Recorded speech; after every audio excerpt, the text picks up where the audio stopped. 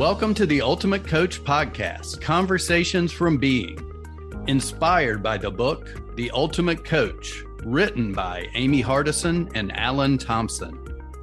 Join us each week with the intention of expanding your state of being, and your experience will be remarkable. Remember, this is a podcast about being. It is a podcast about you. To explore more deeply, visit theultimatecoachbook.com. Now, enjoy today's conversation from Being.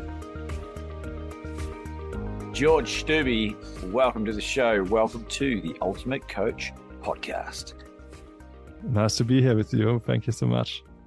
Well, or should I say DJ Georg Stuby? What is your DJ name? My DJ name is Kin Stuby. Kin Stuby. Yes. Spell it for us. Kinsuby. And Kin Stuby, Mm-hmm. the last set that you played that we might have heard about was where? That was at Glastonbury Festival. Ooh, Glastonbury. Mm-hmm. I think you might be our first guest that's headlined at Glastonbury, which is pretty exciting. I didn't headline on Glastonbury, but I played a set there. Hey, you headlined the DJ tent or whatever you want to call it. That's more than what I could say so far. But I wonder if there'll be an opportunity for someone like Steve Hardison to do a set at Glastonbury in the future. What are your thoughts on that? That could happen, yeah. Sounds like a very fun idea. I can see him dancing to that for sure, yeah. Like how he's dancing while he's playing the records. Like that would be really fun. Yeah, he's got some great moves for a white guy.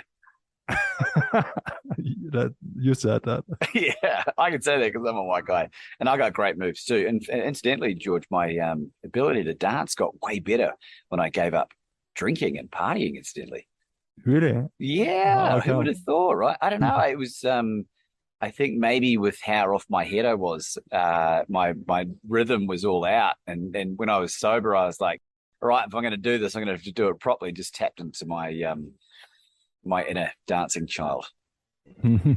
Beautiful. So, George, I wanted to share something with you that came to me through. There's a guy called Dan Clark in Utah. He's a really successful motivational speaker. He's a Hall of Fame speaker, and he's was voted in the top 10 best speakers of all time. He shared a statement about if you're nervous before you're about to get up on stage and speak, it's because it's about you, not about the audience. Mm-hmm. And that really resonated with me. So my question for you is, what's a statement or a powerful anecdote that you've heard recently that's really had a big impact on your life? I mean, I heard many of them during my whole lifetime. And when you asked in the last time, for me, the last month, I really connected to surrendering and to surrender more, and to let go more and more from my own preferences, from the made up things, some people would say from my ego, and to really let life happen even more. And I know that's not a punchline or a one-liner, but that's something that was really really important for me in the last month. And here's the punchline. I love the saying of that we are either in our thinking or in our life. So we're either occupied in our personal thinking that are going round and round like an old tape deck, that are connected to our past or to our future, or we are really present in life and with the person, the human being, the universe in front of us. And for me, that's a really powerful distinction. And to know, how does it feel like when I'm in my own thinking, when I use my own thinking to beat myself up, for example? And how does it feel like when I'm really open, really present, and really there with somebody else, or just with whatever I'm doing at this present moment? I love that you shared that, George, and I really put you on the spot. I didn't prep you with that question at all. Steve said something a few times that I use a lot, which I really love. He says the power is in the listener, right? Power is in the listener. And every time I find myself doing that thinking that you're talking about, I'm like, Laban, just listen. What are some of the benefits that are the pros that you're experiencing when you're in that place of being present? Well, one benefit is that it feels good, or that it feels great. That it feels like, like I recently heard this expression of an oceanic feeling, like a feeling like, the vastness of the ocean. And I love that expression. Like this vastness, openness, quietness, feel like gratitude, just being there with whatever is in front of me. I mean, I think that's the biggest benefit of it. If you even want to call it a benefit, I think that's almost like playing it down. You could say, I know when I feel like that, I know I'm really present. I'm really, really present. And I would say another benefit is that in those moments, I really can do the thing that I'm doing in this moment to the best of my abilities right now. And I'm really serving fully to whatever is happening in this moment. And since you mentioned it, yes, I'm a DJ. It's something I have been doing since I'm 15. So I'm 31 now, so for a very long time. And it's a big passion of mine, and one of the outlets of my passion for music, besides producing music and playing instruments and learning how to sing and many other things. Sound engineering. I did a lot, or have been doing a lot of different things in music. DJing is one of them. And I can remember the first time where I was booked to play in a big club in Zurich, like in one of the top clubs for electronic music there. And at this time, this was a club, a venue that I, spent a lot of time. I spent a lot of time there as a guest. And together with my best friend at this time, who also spent a lot of time there, we kind of pre-planned the whole set. And we thought about, okay, which records would work best at this time? And which records do I start with? And what's the second and the third? So we really had like a list of records. And I even went to the level of detail to kind of, practice the transitions. And so I kind of planned this whole set. And it really sucked when I played it. It really sucked. It was like the worst set.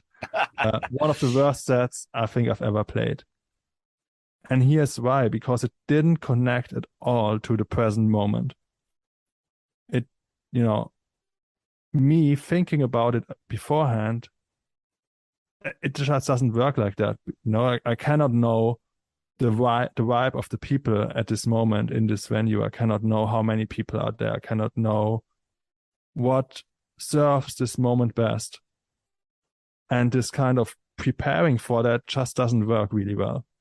And nowadays I know that showing up in the club with a selection of music in my record bag or on a USB stick, and knowing these records really well is the best I can do. And then going there and just being open to what wants to happen at this moment through me, in co-creation with the people in this venue, and in co-creation also with spirit, I would say. This is such an interesting thing to say, George, and I really resonate deeply with it from a speaking point of view. One of my mentors and coaches, a guy, Vin Giang, who's an Australian guy, Vietnamese origin, became really one of the best non-celebrity keynote speakers in the world. Toured with people like Gary Vaynerchuk and was earning about $40,000 per keynote US, which is, just to give people some context, right? Like it's a really significant achievement. He was a magician by trade originally, and he perfected all of his magic. But the audience was not resonating at all with him, even though his magic was brilliant. And then he started learning about the power of using his voice as an instrument and stage presence and this kind of thing. And what he's done and what I learned from him is that for every 1 minute of speech, it's an hour of practice that needs to go into it. And what he does, he's written out a timeline of his life from birth to present and written down all the stories that have powerful anecdotes that can help people, and spent the time to memorize them and taking all the ums and ahs out so that when he tells them, people are present and connected. And what he does is he's able to have a conversation with someone and draw upon that story that relates to something that they are talking about in that moment, and deliver it in a way that has the most amount of impact and meaning. And rather than having a prepared speech that he's going to say anyway, no matter what the person says. Mm-hmm. And I think that's ties in beautifully with this DJ set, this impromptu but polished and refined way of engaging with people. You are adequately prepared, but you are present and just listening. The power is in the listener, mm-hmm. and then responding in that moment. Yeah, that's true. Yeah. So the way I understood is that this speaker, rehearsed his small stories and his anecdotes and really thought about, how to tell them. You could say that's almost like a musician, or that's almost like me rehearsing like some licks with my guitar and some, trying new things at home. Mm-hmm. But then when it comes to when it's showtime, when it's the concert, or when he is doing his speech, he lets go and he lets flow what wants to flow through him. And through this, he knows what he just intuitively goes to the story, or to the part of one story maybe that makes sense in this moment. Yeah. Or that maybe wants to be told at this moment. Yeah, it's more in an impromptu setting rather than, being hired to do an event or whatever, where there is no audience engagement, or very, very rarely. But if you're in, like he has retreats and he has these speaker camps and this other stuff. And you just recently ran a retreat, George, and maybe you could talk about now that it's happened, what was mm-hmm. the level of preparedness that you had going into this retreat? Well, the coachy thing to say would be I prepared for that my whole life, which is very corny, but there's some, there's some truth to that, of course, so also this experience with this DJ set influenced the way I did this whole retreat, as many other things, and as the retreats that I've done before that. Because just before you answer this, George, we better let people know more about who you are. So apart from being a kick-ass DJ, how else do you define who George Stuby is? I mean, in general, I like, other people to define that for themselves. Something that comes to mind that somebody else said about me and that I found is, what's quite funny is that she said, you are like a big and warm cup of cacao, and like deep in terms of like being very deep and very rich and nurturing. Yeah. I thought, okay, I remember that one. That's a cute way to talk about it.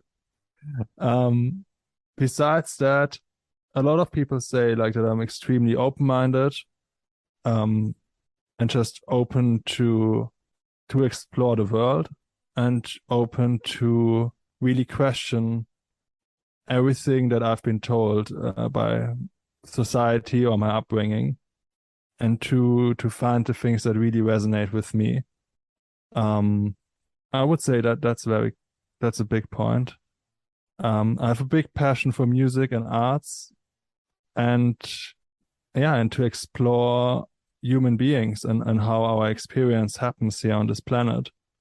And I feel very connected to spirit, mainly after experiencing a near-death experience and an out-of-body experience in a very severe car crash. And and all of those are things that I love to explore and go deeper with for myself and for my clients and everybody I'm spending time with. So I want to go into more detail about this experience that you had, this near-death experience. But if you finish off what happened with this retreat, and then we can segue into that. Yeah, of course.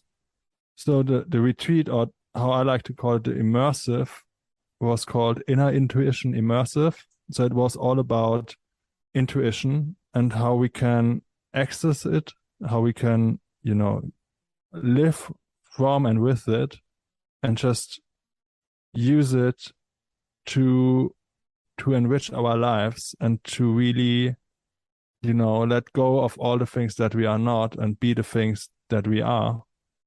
And to really know how to let intuition or life guide us in our lives.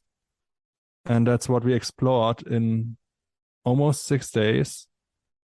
And we spent some time in a beautiful location in the south of Switzerland. We went for like a 2-day hike and spent the night in a mountain cabin and had like the sunrise on this mountain summit, which was spiritual and beautiful by itself. So it was really about slowing down and tapping more into this energy of life. And I think that also connects to this one-liner that I mentioned at the beginning, like you're either in your thinking or in your life. Getting out of thinking and landing in life and intuition and life energy. That was, that's what we did and what we experienced for those days on this immersive. And how much planning went into the day-to-day, the minute by minute, the hour to hour? So I love to work with a blend of hypnosis and music. So I'm creating like a live set, I'm creating live ambient music on the spot with guitar and synthesizers and singing bowls and other things, and then use this as a foundation for hypnotic sound journeys. And that's a project that came into life with my dear friend Sophie. And very often we do it together. Sometimes I'm doing it by myself. And that's, for me, an integral part of every day or every evening. And I mean, in this project, there went a lot of planning and also preparing like these journeys. That's something I planned a lot. But besides that, it was clear for me, the basic structure of a day, I planned that. And then we sat down at the first morning and I, I think one of the participants asked me, what is intuition for you? And I said, well, how about using that discussion as a starting point? And then I wrote down some things on a piece of paper, on a big piece of paper, and we explored everything from this moment. So really letting go and doing all the sessions on the things that came up in these moments was really beautiful for me. So in this part, there was not a lot of planning in terms of, well, workshop 1 is about this topic, workshop 2 is about this topic. This is our syllabus. I'm not really believing in that when it comes to workshops, because I want to do and explore the things that serve my clients best in this moment. It doesn't matter if it's a one-on-one session or a retreat or immersive. And does it answer your question? Yeah, I wanted to hear it, to inspire others to not be so caught up in the details and just pay attention to listening. You were prepared with your lifetime of work. Yeah. And I think that's, from a coaching point of view, that's the blank slate that I like to try and explain to people that are coming on board for the first time. What's the process? What's the program? Well, there isn't one. Like, you are a unbelievably unique beast as a human, and you deserve to be treated like one. It doesn't matter that a lot of the principles, the universal principles, work, but you've just got to work out the timing of it all, and rather than just rushing through with, this, I can solve this problem, really letting people talk it out. And usually by talking it out, they make themselves aware of their own blocks anyway, in my own experience.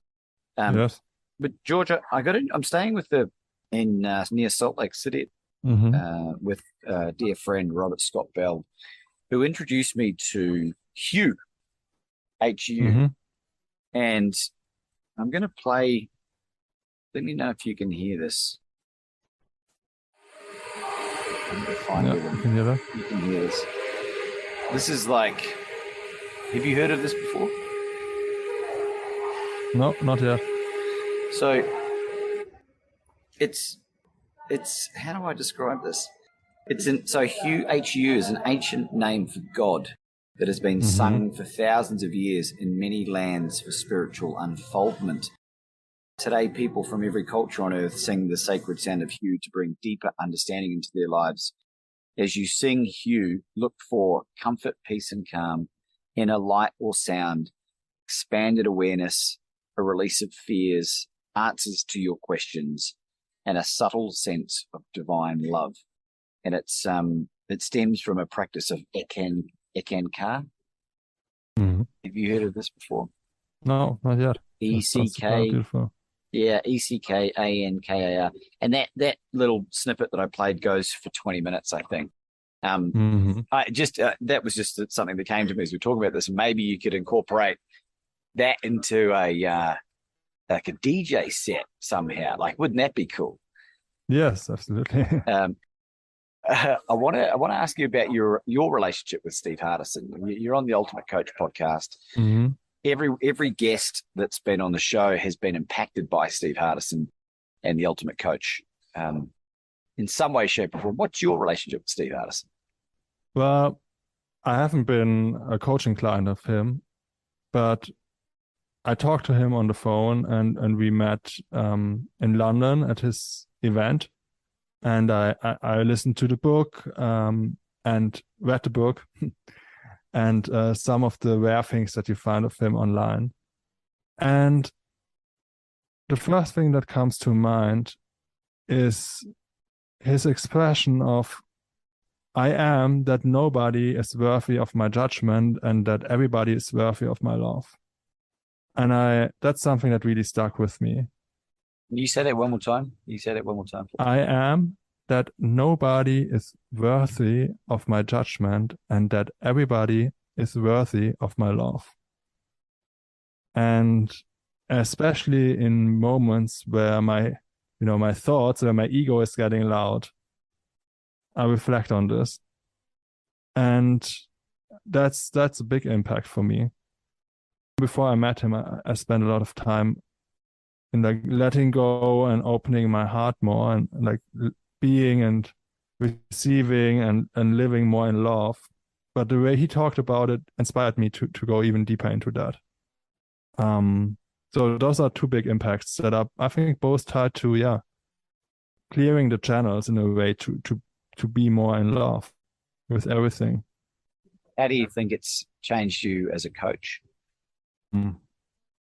I would say through this, I went even deeper into my belief that everybody is healthy on their deepest core, in their essence, and that this healthiness can never be scratched or removed because this essence is not coming from this world of form in the first place. And going deeper into this and really seeing this the whole time I'm talking to somebody, I think that it had an influence in going deeper into this. I talked a lot. I heard a lot about his coaching and that he's very, that he can be very loud and very, that he likes to confront people from time to time. And I reflected on if this is something that I want to incorporate into my coaching style, if that is something my clients would benefit from. And my decision was that I'm not doing that out of multiple reasons. So also that had an influence on the way I show up as a coach. And I think it's always like that with teachers and with mentors or idols, that it goes in both ways, right? That there are some things where you say, oh, this is something that really inspires me. And also that you see or experience things and where I say, well, those are things that I don't want to do. And where I've just believe in something differently. And in this regard, it was also an inspiration. Yeah, I think maybe another load of language that you could use would be not right now. Not right now. Right? I could say that, yeah, sure. Not right now. Well, I heard this recently, and it's helped me a lot. Like, nice. rather than saying hard and fast, like, there's one thing I'm learning in my life in 42 and a bit years, George, is that making absolutes is a dangerous pastime, right? Because I agree with you totally on that. Like, how much have you evolved? Absolute. Right. How much have you evolved in your 31 years on the planet? Like, just in the last 12 months, in the last 3 months, just like, I've just finished reading a book called The Phoenix Protocol, which is about dry fasting, and which is no food or water.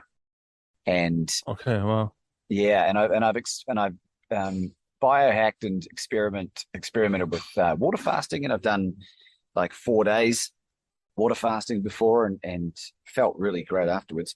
But the dry fasting component, if you'd told me about this 2 years ago, 3 years ago, I would have told you were going to die, and you can't go more than 3 days without water and all this stuff. These dry fasting protocols, saying, once they go past 7 days, are medically supervised till 11 days.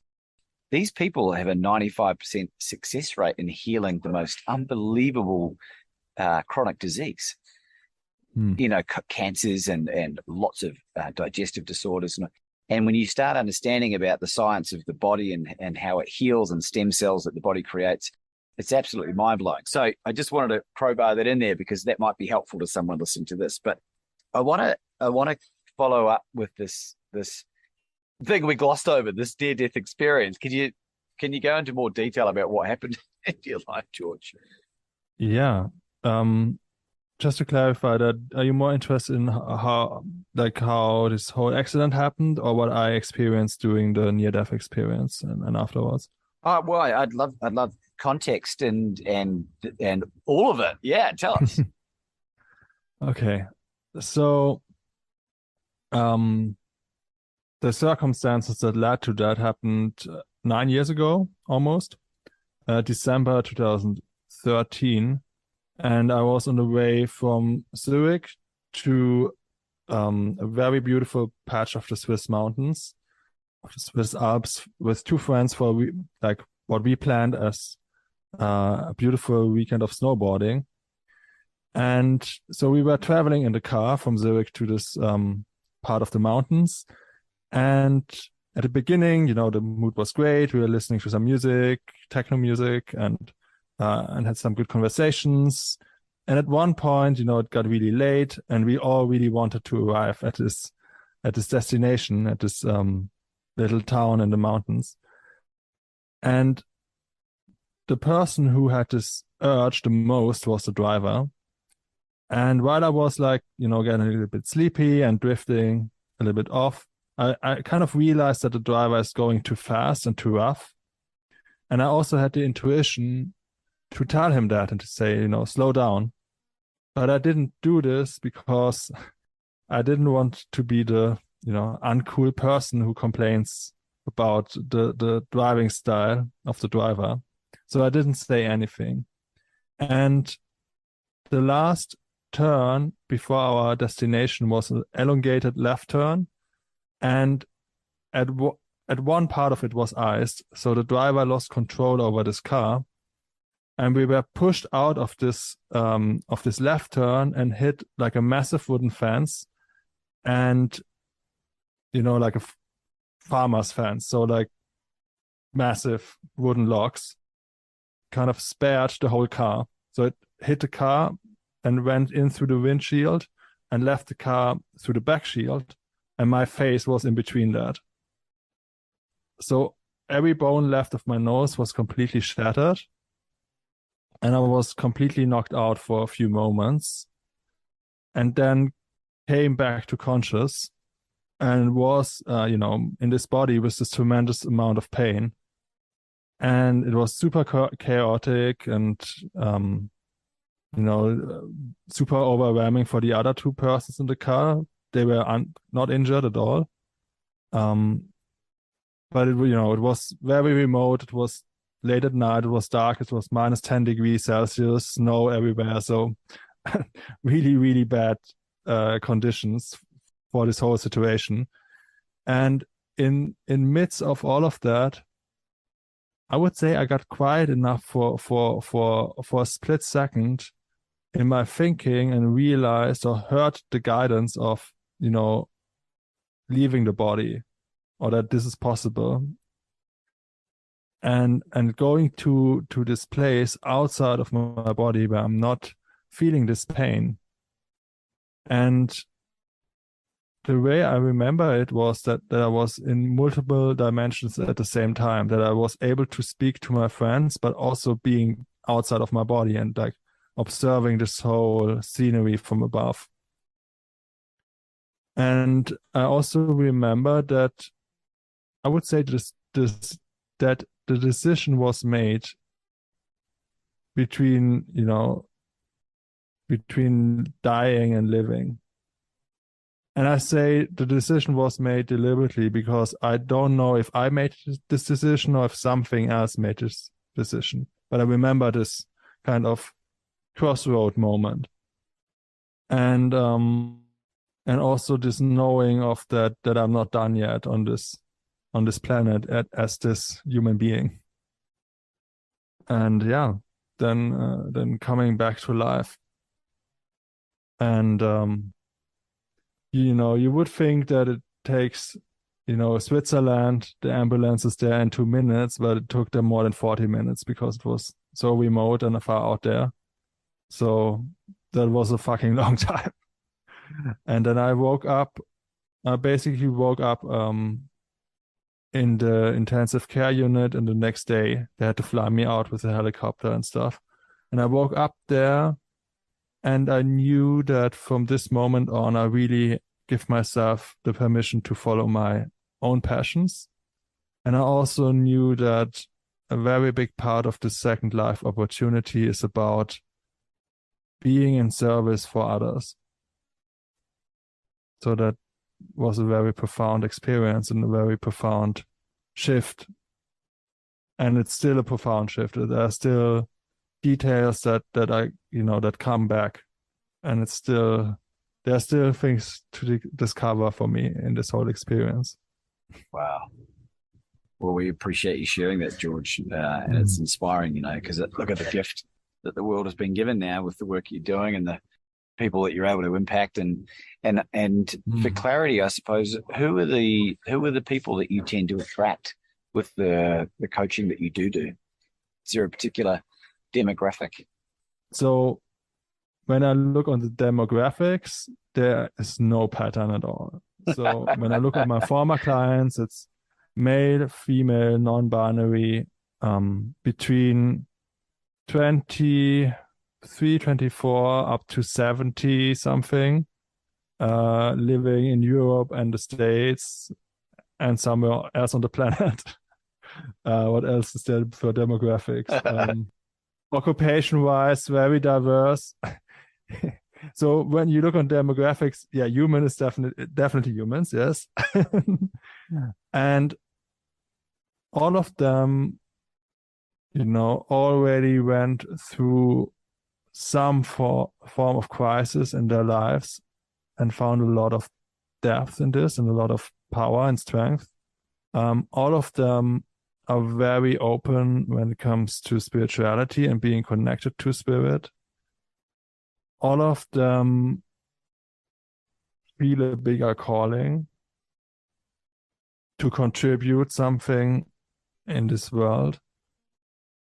All of them know how it feels like to be present and to be connected, and I would say even be the the big self. And all of them also know how it feels like to drown in their own thinking and to be completely occupied by their small self, and to feel self-doubt, to feel fear of rejection, to feel the fear of uncertainty in the future, to feel like regrets to things they did in the past.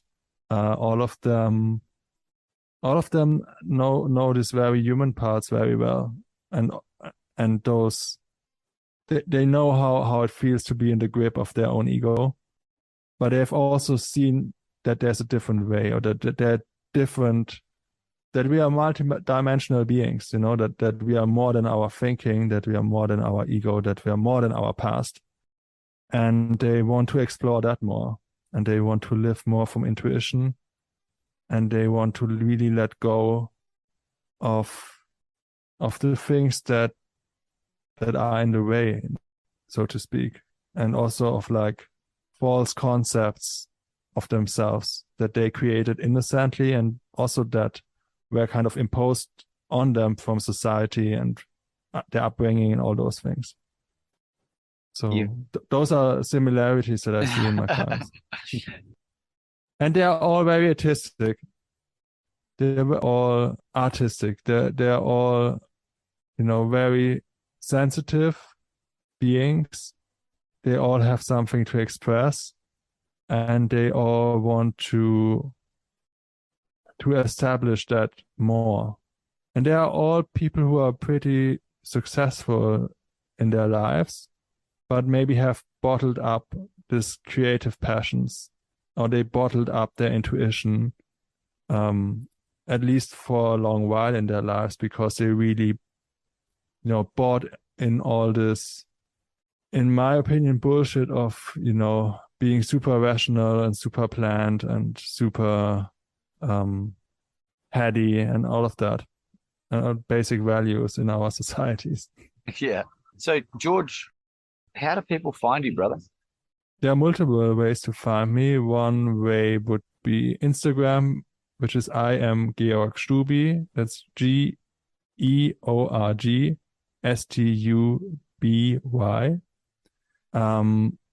My website for coaching is Portal to Creation, like door to creation, portal2creation.com. If you just Google my name, you will find all those things. And you always can reach out via email, which you also find on my website. Or if you want to know it here, it's mail@georgstuby.com. So good, George. And if I was looking distracted before, I was trying to find some tracks on Spotify that I could quickly pump into the into the podcast. But I'll let people find that through your social media there. George, do you have any concluding thoughts for our audience today? Concluding thoughts. Well, we touched a lot of topics today, right? With intuition, with like opening up to the present moment, and we both shared some like ideas and opinions. And for me, it's all about finding our own truth and what works for us. And as a coach, that's what I focus on, like to support people in finding their own truth and their own wisdom. And that's something I just emphasize a lot, that there is no one blueprint for life. We are all human, we are all spiritual being, in my opinion, but we are also all unique. So there is no one blueprint, and just dare to find your own way. This is my concluding thought, and how important that is, and how I think toxic it can be to promise people the one way that works for everybody.